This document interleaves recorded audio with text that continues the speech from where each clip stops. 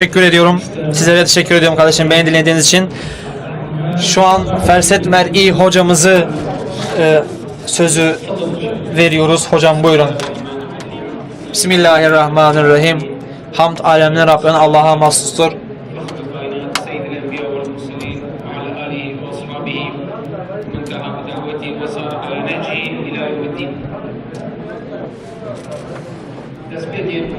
از زور تشکر و سپاسیا اکتیا زانه و مدرسه اسلامیت کم کو اف در فتا دایما کو ام جوین سر صلاح الدینی و جي فخر و شنازیه بو من ابركي اسرشت من خال قال منصي سر قال شيخ الدكتور علي محدي القرداغي كو امين عام اتحاد العالمي لعلماء المسلمين سيداي منا وازو بيك في بيك رشنا خالد سر في منصي سبيدو كنت أمتو بشكل صاري وجادو بشكل جرب كم كنت أمتو الجل مني صاري تسيداي ماي والجل تصار نوبي أس شباخ بمشزو مع النظام كيفاوية عند عربي أخبم أم كردي بس ده كما عربي ده بترتب بها لغة القرآن مش مشكلة منينا موضوع بحثي صلاح الدين والدفاع عن القدس ضد الحملة الصليبية الثالثة. قبل الكلام عن البحث هناك يعني هاي بديهية، من يسيطر على بيت المقدس أو القدس يسيطر على العالم. Kardeşlerim şunu söylemeliyiz ki Mescid-i Aksa'ya ve Kudüs elinde bulunan kardeşlerim tüm dünyaya hakimdir demektir. Bunu en büyük örneğinden bir tane de Osmanlılardır. Osmanlılar kardeşlerim Kudüs'ü ve Filistin'i ve Mescid-i Aksa elinde bulundukları zaman tüm dünyaya kardeşlerim hükmettiler.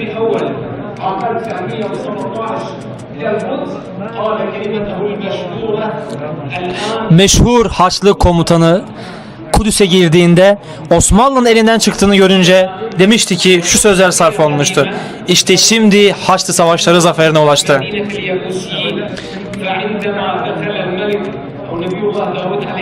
Davut Aleyhisselam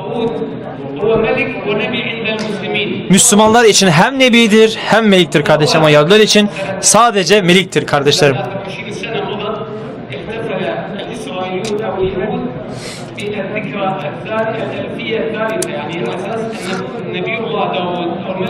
Bu manada Yahudiler Hazreti Davut Aleyhisselam'ın milattan önce 1000 yılında Mescid-i Aksa'yı kurduğuna inanmaktalar ve bu manada bugünü her sene kutlamaktadırlar.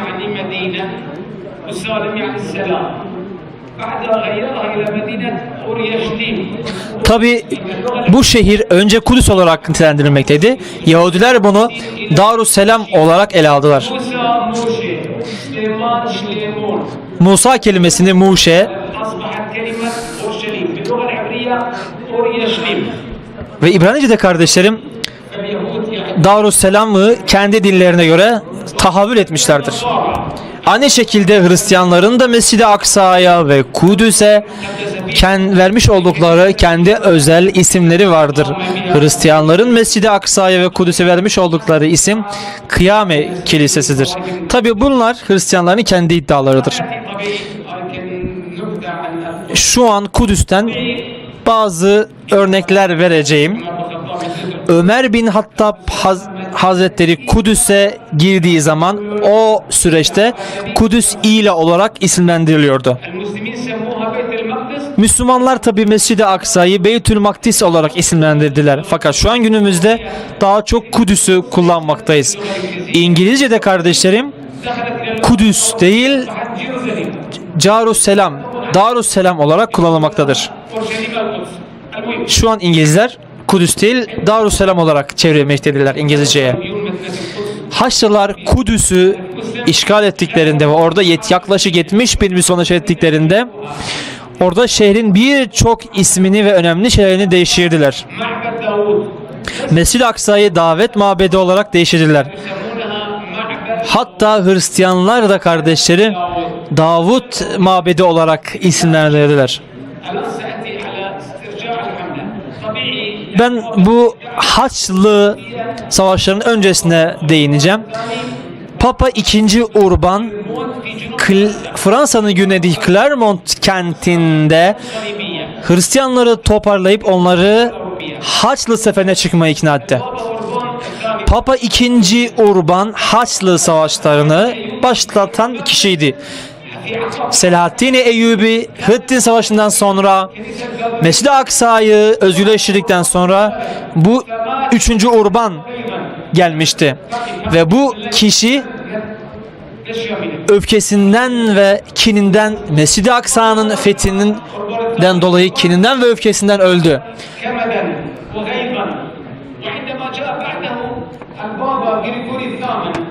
8. Papa 3. Urban'dan sonra geldi. Bu da yaklaşık 2 yıl boyunca Haçlıları yönetti ve o da 3. Haçlı Savaşı'nı başlatan isimdir.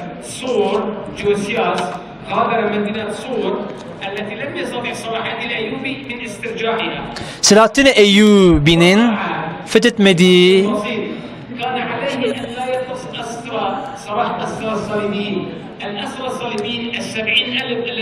Selahaddin Eyyubi Hıttin Savaşı'ndan sonra birçok Yahudi'yi esir almıştı. Birçok Haçlı'yı esir almıştı ve bu Haçlılar Sur şehrine sığındılar. Ve Sur şehri Haçlılar için karargah konumuna yükseldi. Sur başpiskop rahibi Sur şehrine yönelip buradan 3. Haçlı seferini başlatma çalışmaları başlattı. Mescid-i Aksa'nın 3. bir şekilde işgalinin ayak sesleri buradan geldi. Almanya Meliki Barbarossa, Fransa Kralı Richard, bu 3 ülke ve Haçlılar 3. Haçlı Seferi noktasında anlaştılar. Tabi o dönemde bulunan büyük Avrupa ülkeleri olarak isimlendirdiğimiz Almanya ve Fransa bu savaşlarda yer aldılar.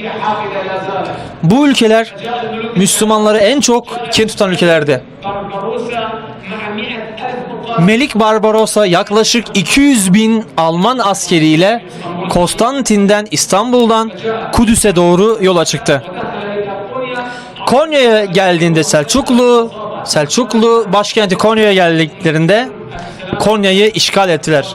Ve o dönemde orada bulunan Selçuklu Türkleri maalesef Haçlılara karşı duramadılar. Konya'dan sonra Mersin'e ilerleyen Haçlı orduları oradaki bulunan nehri geçmeye çalışırken o nehirde bazı Haçlı askerleri öldü. Ve o nehirde Barbarossa öldü. Bunu duyan Selahaddin Eyyubi çok büyük bir şekilde mutlu oldu. Çünkü Selahaddin Eyyubi 2 cephede savaşmaktaydı. 1. cephe deniz cephesi, Kıbrıs'tan gelen deniz cephesiydi. 2. cephe ise kara cephesiydi. Tabi Alman ordusu liderleri öldükten sonra geri çekildiler. Fakat yine öldürülen Alman kralının oğlu ordusunun başına geçip bir kısım askeri birlikleriyle savaşa katıldı. İngiliz prensi İtalya'ya geri döndü. Tabii kardeşlerim, Fransa ile İngiltere arasında tarihi bir çekişme söz konusu. Fransa Meliki deniz yoluyla Kıbrıs'a ulaştı. Alman Meliki aynı şekilde başka yoldan Kıbrıs'a ulaştı. Selahaddin Eyyubi bu Haçlı dalgaları karşısında tedbirler aldı. Tabi aynı şekilde bütün Haçlı orduları Sur şehrine geliyordu. Sur şehrini karargah olarak kullandılar.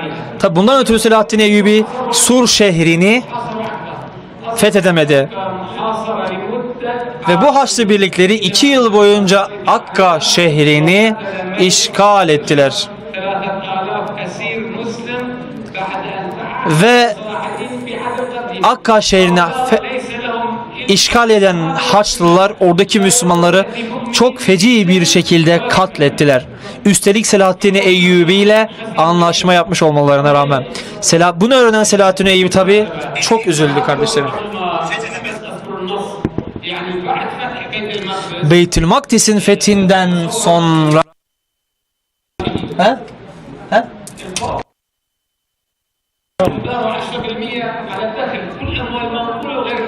Tabi Papa bütün malların, bütün Haçlı malların hepsine, bütün Avrupalılara öşür olarak isimlendireceğimiz vergi sistemi getirdi. Bu vergi sistemi Selahaddin Eyyubi ile savaşmak için kurulan bir yardım sandığıydı ve bunun ismini Selahaddin Eyyubi öşrü olarak isimlendirmişti. Ve yaklaşık 5 yıl boyunca Selahaddin Eyyubi ile savaşmak için mal topladılar. 5 yıl boyunca et yemediler. Yeminler içtiler Kudüs'ü tekrardan geri almak için. Bu olayı anlatan İbnül Esir diyor ki ruhbanlar ve kıssıslar, Hristiyan din adamları ve birçok öleri gelen siyah elbiselere büründüler. Ve yüzlerinde gerçekten çok büyük bir hüzün görünüyordu. Bunun sebebi ise Mescid-i Aksa'nın ellerinden çıkmış olmasıydı. Burada önemli bir noktaya temas etmek istiyorum kardeşlerim.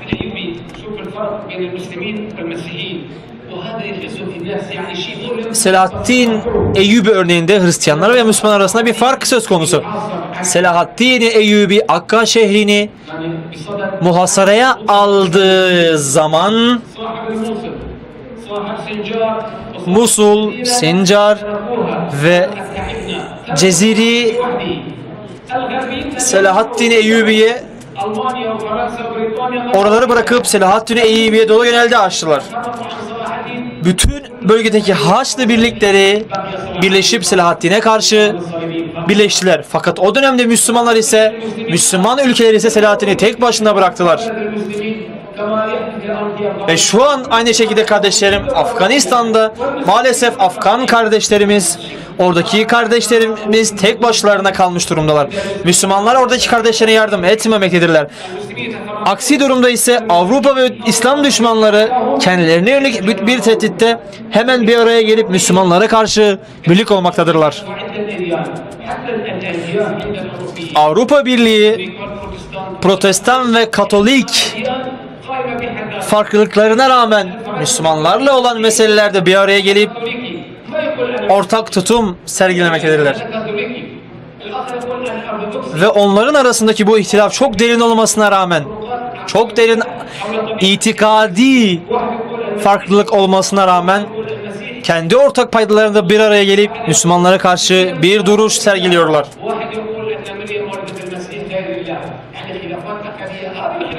Aynı şekilde değerli kardeşlerim, Müslümanlar arasında çok derin dini ve itikadi farklılıklar yok. Fakat buna rağmen biz bir araya gelemiyoruz kardeşlerim.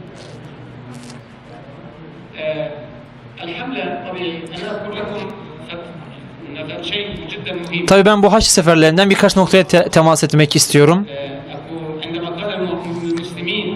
Müslümanlar Akka şehrinde muhasara altında oldukları zaman İsa Avvam olarak isimlendirilen bir mücahit bu kuşatmayı yardı. Denizde çalışan bazı kişiler ve bunlardan bir tanesi İsa Avvam, Musa Avvam diyeceğimiz, İsa Avvam diyebileceğimiz bu kişi gece denizi yüzerekten Müslümanlara yardıma gitti. Bir gece vakti kendi sırtına 3 çuval altın koyup Müslümanlara yardıma götürdü ve bunu yaparken de suyun altından gizli gizli Haçlılar görmeden Müslümanlara yardıma gitti.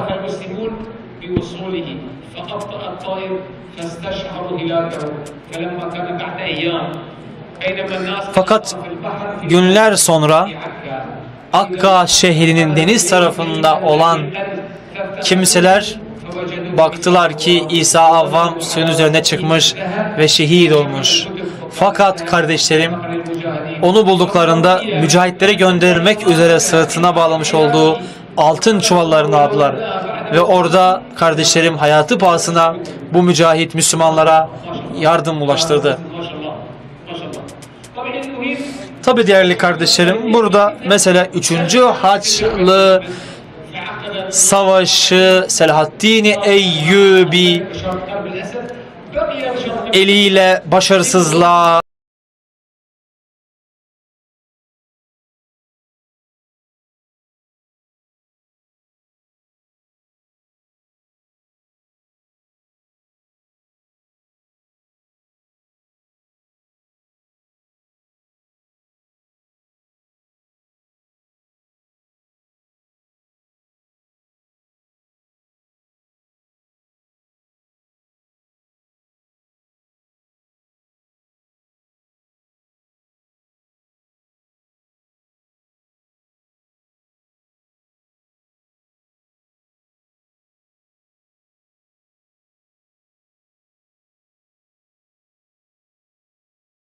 uğradı. Kudüs'ün Haçlı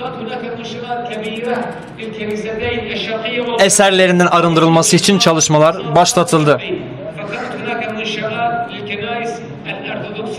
Tabi o dönemde Hıttin Savaşı'ndan önce Haçlılar arasında Haçlıların yapmış olduğu kimi yapılar vardı ve bu yapılar Müslümanlar tarafından temizlendi. Aynı şekilde Nurettin Zengin'in yapmış olduğu ve Halep'e bıraktığı Mescid-i Aksa minberi daha sonra Mescid-i Aksa'ya yerleştirdi. Ve Cuma namazında imam bu minbere çıkaraktan hutbesini verdi. Selahaddin Eyyubi Mescid-i Aksa'yı tekrardan asıl hüviyetine kavuşturdu. Orayı Haçlıların pisliklerinden temizledi. Ve orada ilk defa Selahaddin Eyyubi orada Şafii bir medresesi kurdu.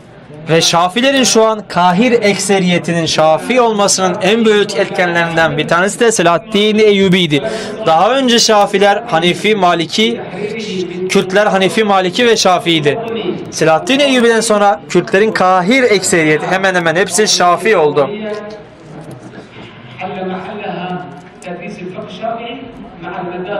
Aynı şekilde Selahaddin Eyyubi Kahire'deki günlerinde Mısır'da tahakkümünü aldıktan sonra orada da aynı şekilde 4 mensuptu. Ehli sünnetin orada tekrardan diriltilmesi için çok katkıları bulundu. Ulemanın yapmış olduğu çalışmalardan istifade ederekten oraya çok güzel şeyler koydular kardeşlerim. Tabi burada Üstad Nevaf Takır hocamızın da ifade ettiği gibi terazinin iki uca önemsemek gerekmektedir. Aynı şekilde Memlüklülerin da Kudüs gibi devlet liderleri, devlet adamları Kudüs'e hizmetleri olmuştur. Haçlı tehlikesine karşı Memlükler de önemli adımlar atmıştır.